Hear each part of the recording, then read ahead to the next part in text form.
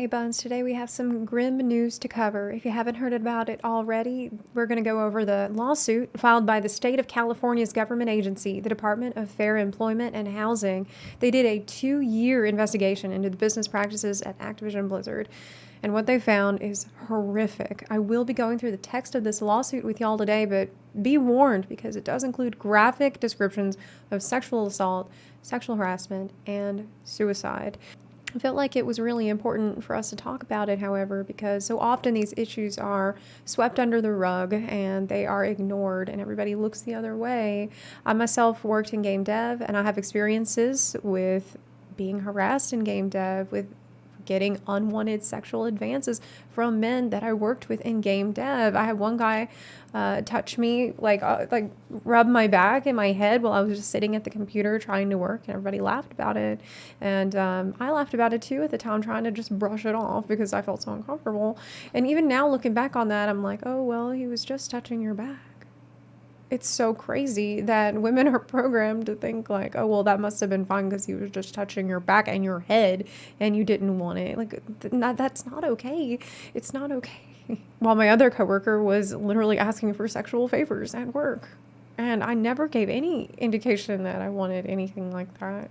So, I mean, a lot of this hits home for me, and that's one of the reasons going through all this information has been quite difficult.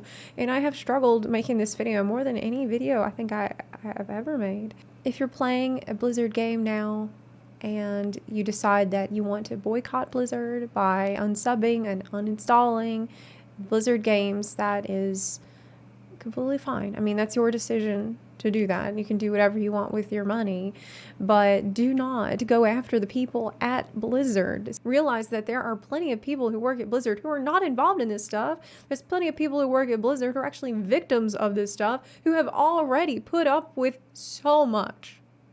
The last thing they need is a stupid, angry mob coming after them who thinks every single person who works at Blizzard is doing this stuff. They're not. There's a ton of people who work there who are actually doing work. How do you think Blizzard actually makes games? There needs to be enough people there doing work at work for the work to happen. So obviously, not everybody is getting drunk and just playing video games only. There's a ton of people who are doing the work, and those are the people that are holding down the fort. They are on the front lines. These people need our support, they need our love, they need our compassion and our understanding, or at the very least to stay out of their way. As for the content creators in the Blizzard community, it's not an easy thing to just switch games, to just jump ship. First of all, they might not even want to do that. But secondly, I can tell you as a content creator that if you're streaming and you play a different game than your usual game, maybe half of the people will go watch you play the other game. If you're lucky, maybe half. And as for your videos, the algorithm decides what kind of channel your channel is, and it's not easy to break out of that algorithm. Algorithms are extremely mysterious and obscure, and once the algorithm decides something, you're going to have a really hard time fighting it, and your livelihood may be connected to that game. It's not as simple as people want to make it out to be. And even if it was as simple as just play a different game, it's not okay to like try to pressure and force and manipulate other people into doing what you want. That's not our job here. We're not vigilantes out to dispense justice as we see fit. We're absolutely not qualified for that. And be happy because the people who are qualified for that have written up this lawsuit.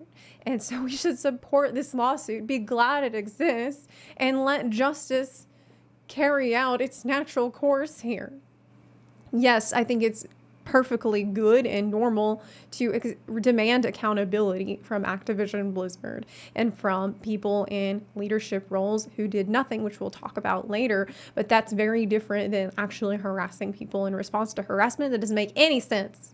Let the authorities resolve this case, but do criticize the company culture that led us to this point, that allowed these things to happen, not just in Blizzard, but in so many gaming companies like the one where I worked. One thing you can do is maybe keep an eye out for people around you that are being harassed. The other company that I worked at, my coworker who was male was being harassed by a female supervisor and I intervened, and then I started getting harassed, but I would never take it back. I'm glad I did. I have a clean conscience because I know I stepped in and I did get involved, even if it meant I got caught in the crossfire. I also want to bring up a quote from Ayzel Nutty Games. She said that if everyone who does not accept this leaves the Warcraft community, then what you're left with is another space where this behavior is overlooked and tolerated. I believe it's possible to stay in the WoW community while also demanding accountability. Gaming spaces are safe havens to escape to for many marginalized people, and shaming them away does more harm than good. Yes, you can make positive changes from the inside. Maybe that is actually where it's needed most, and withdrawing your support may make that more difficult. Though, of course, like I said, if you want to boycott Blizzard, that's completely your prerogative. It's your money, your ethics. All right, so let's get into the content of the lawsuit. The first part was about sexual discrimination in pay and in promotions and things. They found that at Activision-Blizzard, women are paid significantly less. They rarely reach top roles. They have to work harder and longer for the same opportunities given to men. They're very likely to be passed over for a promotion, and they were fired more quickly. They were passed over for promotions in favor of men who lacked the same qualifications and experience, but were friends with the male head of a unit. One guy who'd just been promoted made his female subordinates do his job while he sat around playing Call of Duty. Other male supervisors would not talk to women on staff at all and would only go to other men for information. One female employee working on a game team had assumed some of the responsibilities of a manager, but when she asked her male supervisor about being fairly paid for the work she was actually doing and promoted into that position, the manager commented that they couldn't risk promoting her as she might get pregnant and like being a mom too much. Supervisors gave negative evaluations to female employees who were out on maternity leave, ignoring their medical restrictions. They were criticized for leaving to pick their kids up from daycare while the men sat around playing video games, and women were also kicked out of lactation rooms so employees could use the room for meetings.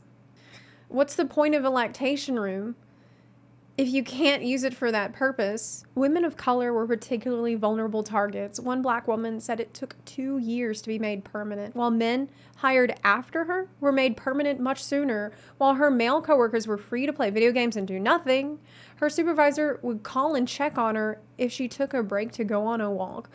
Another black woman said that when she requested time off, her manager made her write a 1-page summary of how she would spend that time off, when nobody else was required to do that.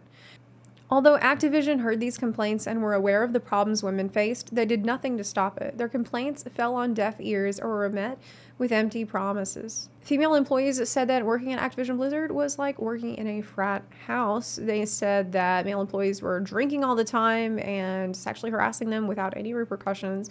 They were subjected to cube crawls. This is where the male employees would get really drunk and just crawl around the office and be lewd and grope the female employees while they're trying to work. One female employee noted that random male employees would approach her at work and comment on her breasts. Female employees in the World of Warcraft team said that male employees and supervisors would hit on them, make derogatory comments about rape, and engage in demeaning behavior. One person who is named in this suit is Alex Afrasiabi, former senior creative director for World of Warcraft, who was permitted to engage in blatant sexual harassment with little to no repercussions. At BlizzCon, he'd hit on female employees, saying he wanted to marry them, try to kiss them, put his arms around them, all in plain view of male employees who had to intervene and pull him off female employees. He was so known to engage in harassment of females that his suite was nicknamed the Cosby Suite, after alleged rapist Bill Cosby. How does a nickname like that come about? A nickname that everybody knows about, and the guy remains employed at your office. It's a joke that that's what he's doing in there. That's the punchline. Blizzard president J. Allen Brack allegedly had multiple conversations with Afrasiabi about his drinking and that he'd been too friendly towards female employees at company events, but gave him a slap on the wrist. Verbal counseling in response. Yeah, really weird choice of words, man. I don't know if I'd call that being friendly. For sure, it's the opposite of being friendly. Subsequently, Afrasiabi continued to make unwanted advances towards the women at work, including grabbing a female employee's hand and inviting her to his hotel room and groping another woman. And a tragic example of the harassment that Activision-Blizzard allowed to fester in their offices. A female employee committed suicide while on a company trip due to a sexual relationship that she had been having with her male supervisor. The male supervisor was found by police to have brought a butt plug and lubricant on this business trip. Another employee confirmed that the deceased female employee may have been suffering from other sexual harassment at work prior to her death. Specifically, at a holiday party before her death, male coworkers were alleged to be passing around a picture of the deceased's vagina. It honestly makes me sick. This was all known to the people at the top. The former chief technology officer was seen groping inebriated female employees at office parties, made hiring decisions based on women's looks. One employee complained to President J. Allen Brack in early 2019 that people were leaving because of the sexual harassment and the sexism. What came of that? Employees had also complained to various HR personnel about the unfair pay, the constant belittlement and harassment, the groping, the unwanted sexual advances, but they did nothing. Even worse, their complaints were not kept confidential. And there was this culture of retaliation if you speak out. In retaliation for complaining about the situation, women would be involuntarily transferred, selected for layoffs, denied projects, or other opportunities. So, having read all that, what do you think about J. Allen Brack's statement that he put out in a company-wide email today? I think this just came out today, where he said, "The fight for equality is incredibly important to me." I'll tell you, there is one thing that I agree with in his email. He said that the people that work at the company make it what it is through their actions. Each of us plays a role in maintaining a place of safety for one another. Yeah, you do. You do play a role, a presidential role, I would say, in that. And the best that he could say is that he's angry and sad, but not before patting himself on the back for how great everybody is at their commitment to continuous improvement. Thank you, Blizzard, at the end of this. For what? Why are you angry and sad if this stuff isn't true? Why does staff need to talk to HR, to managers, to the legal team, to the anonymous reporting line for harassment, if all is as you say in the official Blizzard press release that we got on this, where they said, "There's no place in our company for sexual misconduct or harassment. The Department for Fair Employment and Housing report includes distorted and in many cases false descriptions of Blizzard's past. They rushed to file an inaccurate complaint." In the official statement, Blizzard also denied that the female Activision employee who took her own life while on the company trip with her male supervisor, the one who was subjected to intense sexual harassment before her death, they denied that her passing had any bearing on this case. They said it is this type of irresponsible behavior from unaccountable state bureaucrats that are driving many of the state's best businesses out of California. So none of this is happening, apparently. None of this is true. And yet now, every day, we are getting more and more ex-Blizzard employees coming forward to confirm all that is said in this lawsuit. Actually, the moderators of the World of Warcraft subreddit have compiled a list of statements by verified former and current employees. I will link to that in the description below if you want to go through all of them. It does include all of the following sources. One ex-software engineer said, "This is long overdue. I would be hard-pressed to find someone that wasn't witness to sex in the game lounges, coke in the bathrooms during a cube crawl, or a woman who wasn't sexually harassed at least once." She also pointed out that many people did report these things, but that the culture of retaliation made them feel unsafe for doing so, that they had to sign an arbitration agreement stopping them from going to court. A former community manager said, "I witnessed all of this and more happen to many of my female colleagues when I was at Blizzard. Numerous cases of discrimination and harassment were swept under the rug. We were told that problematic people were too senior to do anything about." A former game master and producer said that they were one of these women and had an incident at BlizzCon in 2013, but they were afraid to speak out because of the culture of retaliation. A former PR and social media manager said, "I left Blizzard after my boss gaslit me so badly my hair started falling out. My profit sharing, which I relied on to make ends meet, was docked due to underperforming. And when I went to HR to fight it with proof against his claims, I was told, maybe you are underperforming." She said that years later, during a studio visit to see friends, she saw him and they made eye contact. "I spent the next 10 minutes locked in the bathroom sobbing. I loved Blizzard, I truly did, but they employ predators in every sense, and we've all internally been saying that for years." A former software engineer said, "During my time at Blizzard, I experienced sexual harassment from multiple male leads. Explicit descriptions of sex acts they wanted to perform on me, propositioning my wife and I for sex, back rubs, it goes on. This often occurred in front of my other coworkers who said nothing. This wasn't worth risking my career over, I'd tell myself." So yeah, it wasn't even just happening to women.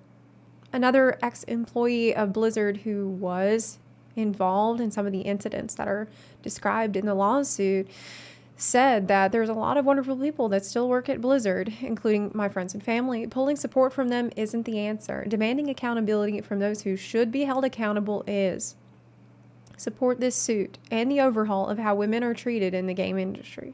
So that's really what I hope y'all will take away from this. Don't go on a personal crusade about this. Don't try to take justice into your own hands, because as you can see through the lawsuit, justice is already underway. And we should celebrate this lawsuit. We should support the lawsuit and be glad that the state of California is doing their job in seeing justice served. That's great.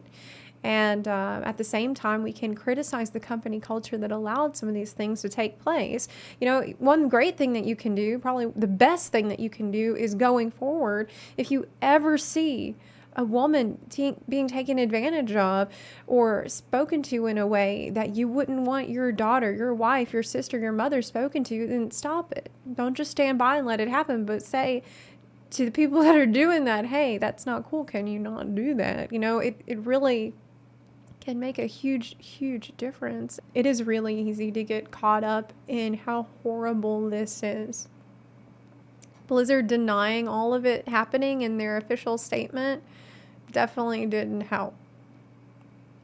Their flat out denial that any of it's happening is pretty slimy, in my opinion. But you have to focus on solutions. And solutions are not about taking up a pitchfork and joining a mob to go and attack anyone. And please, please, please, I hope that nobody thinks of this as good news, because we're here in the Final Fantasy XIV community and here's a bad thing happening to the other MMO, so that's good for us because we win. And it's not like that. It's not like that at all. We all lose when this stuff is going on in the gaming industry. The best thing that you can do now is just be a little more kind to the people in the WoW community. Be a little more kind to the women that you know. Thank you so much for listening. Thank you for watching. I know this video has been very difficult, but I just could not bring myself to release another video that I had planned that was more happy, because I just don't feel good. Like, I cannot talk about anything but this right now, because it's like, it's so upsetting and it's so personal to me. So yeah, this is what we had to talk about today. So thanks for listening. If you want to support the videos that I make on this channel, you can do that for free by subscribing to the channel here, or you can support my work on a Patreon or on Twitch. Buns, thank you so much for watching, and I'll see you next time. Bye.